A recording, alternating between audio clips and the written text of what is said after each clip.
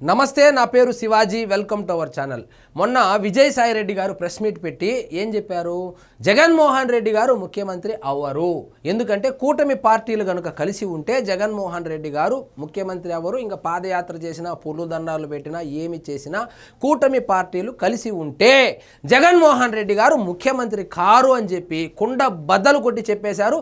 So అదే విషయాన్ని ఏ వైఎస్ఆర్సీపీ నాయకుడినైనా, రేపొద్దున పోటీ చేయబోయేటువంటి వైఎస్ఆర్సీపీ నాయకులనైనా రూమ్ లోపలికి పిలుచుకొచ్చి అడిగితే చెప్పే మాట, కూటమి పార్టీలు కలిసి ఉంటే జగన్మోహన్ రెడ్డి గారు ముఖ్యమంత్రి కారు అని చెప్పి వాళ్ళు ఖచ్చితంగా చెప్తారు, ఎందుకంటే అది సత్యం కాబట్టి. ఇప్పుడు ఎలాగైనా కూటమి పార్టీలను విడగొట్టాలనేటువంటి ఉద్దేశంతో జగన్మోహన్ రెడ్డి గారు వేయని ఎత్తు లేదు, ఆయన చేయని ప్రయత్నము లేదు.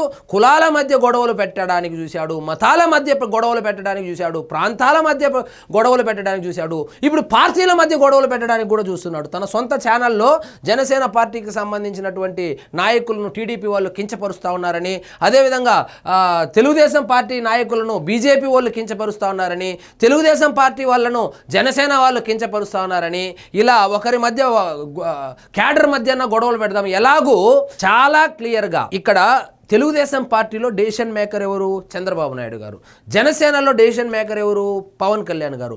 వాళ్ళిద్దరూనే చెప్తా ఉన్నారు, 15 సంవత్సరాలు ఎవరు ఏమి చేసినా, మీరు బట్టలిప్పి తిరిగినా కూడా ఈ కూటమి ప్రభుత్వము కొనసాగబోతుంది, మేము కూటమిగానే పోటీ చేస్తామని చెప్పి, ఇది ఏదో ఒక ఎన్నిక కోసమో ఏదో పదవి కోసమో పెట్టుకున్నటువంటి పొత్తు కాదు, ఇది రాష్ట్రం కోసము, రాష్ట్ర అభివృద్ధి కోసము పెట్టుకున్నటువంటి పొత్తు.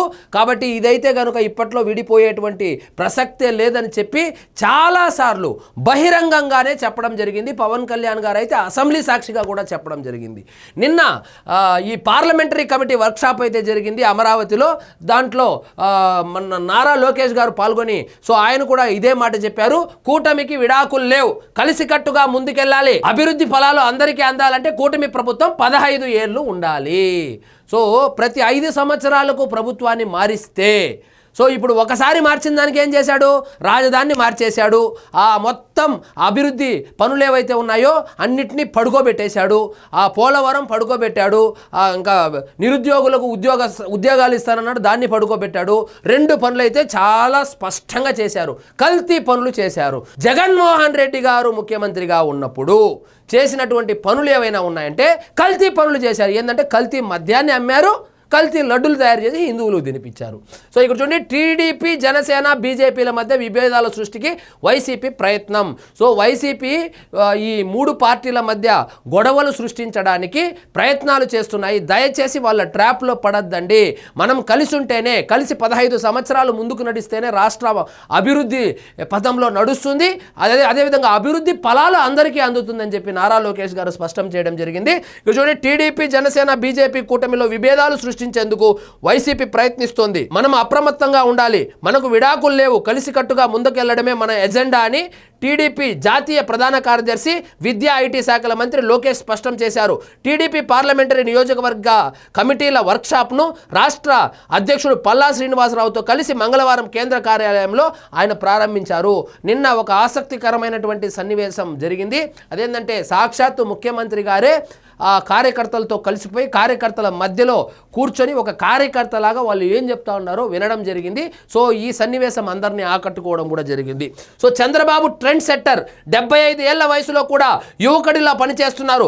ప్రజలకు, పార్టీ కార్యకర్తలకు సేవ చేయాలని నిత్యం ఆలోచించే వ్యక్తి చంద్రబాబు. ఎన్టీఆర్ ఎంతోమంది యువతకు అవకాశాలు కల్పించారు. ఇప్పుడు టీడీపీని మళ్ళీ యువ రక్తంతో నింపాల్సిన సమయం వచ్చింది, అందుకే యువతను ప్రోత్సహిస్తున్నామని నారా లోకేష్ గారు అయితే చెప్పడం జరిగింది. అదేవిధంగా ఎక్కువగా అలిగిపోతా ఉంటారు, మనము కూటమిలో ఉన్నాము కాబట్టి కొన్నిసార్లు అవకాశాలు వస్తాయి, రావు. ఎందుకంటే పదవులు ఏవైతే ఉన్నాయో పదవులు పంచుకోవాలి, ఎందుకంటే 3 పార్టీలు ఉన్నాయి కాబట్టి. ఇప్పుడు 100 పోస్టులు ఉన్నాయంటే ఆ 100 పోస్టులో మనకు కొన్ని పోస్టులు వస్తాయి, జనసేన వాళ్ళకు కొన్ని పోస్టులు వస్తాయి, బీజేపీ వాళ్ళకు కొన్ని పోస్టులు వస్తాయి. కాబట్టి ఈ పంపకాల కార్యక్రమంలో ఎవరికైనా పదవులు రాకపోతే అలగద్దండి. ఈ కూటమి అనేది, ఈ పొత్తు అనేది కేవలము ఏదో రాజకీయ లబ్ధి కోసం చేసుకున్నది కాదు. ఇది రాష్ట్రం అభివృద్ధి చెందాలన్నా, అభివృద్ధి ఫలాలు అందరికీ అందాలన్నా, రాష్ట్రంలో ఉన్నటువంటి నిరుద్యోగులకు ఉద్యోగాలు రావాలన్నా, ఉద్యోగులకు కరెక్ట్గా జీతాలు రావాలన్నా, జరగాలన్నా, ముఖ్యంగా శాంతి భద్రతలు బాగుండాలన్నా కలిసి ఉండాలి. కలిసి ఉంటే కలదు సుఖం. కాబట్టి చిన్న చిన్న పొరపాట్లు జరుగుతూ ఉంటాయి, చిన్న చిన్న మనస్పర్ధలు ఉండడం కామను. ఒక కుటుంబంలోనే గొడవలు ఉన్నప్పుడు కూటమిలో గొడవలు రాకుండాను మనస్పర్ధలు లేకుండా ఉంటాయని నేను అనుకోవడం లేదు. కానీ వాటిని అన్నిటినీ అధిగమించి మనము రాష్ట్ర అభివృద్ధి కోసము పోరాడాలి, రాష్ట్ర అభివృద్ధిని ఆకాంక్షించాలని నారా లోకేష్ గారు అయితే చెప్పుకొచ్చారు. సో ఇక్కడ డెసిషన్ మేకర్సు ముగ్గురు అనుకుందాం. సో చంద్రబాబు నాయుడు గారు కానీ, పవన్ కళ్యాణ్ గారు కానీ, నారా లోకేష్ గారు కానీ ఈ కూటమి 15 సంవత్సరాలు ఉండాలి అని చెప్పి చాలా క్లియర్గా ఉన్నారు. కాబట్టి మధ్యలో ఎవరో వచ్చి గొడవలు పెట్టాలని చూసినా, లేదా పార్టీ లోపలే ఉండి వాళ్ళు కొట్లాడుకున్నా సో వాళ్లకు నష్టమే కానీ వాళ్ళు విడిపోయేటువంటి పరిస్థితి కనపడడం లేదు. కాబట్టి ఇది ప్రయత్నించడం కూడా వృధా అని చెప్పాలి. సో చూద్దాం మరి ఏం జరుగుతుందో. సో ఇదండి ఈరోజు మన టాపిక్. మీకు ఈ వీడియో నచ్చినట్లయితే లైక్ చేయండి, షేర్ చేయండి, ఛానల్ మాత్రం సబ్స్క్రైబ్ చేసుకోవడం మర్చిపోవద్దు.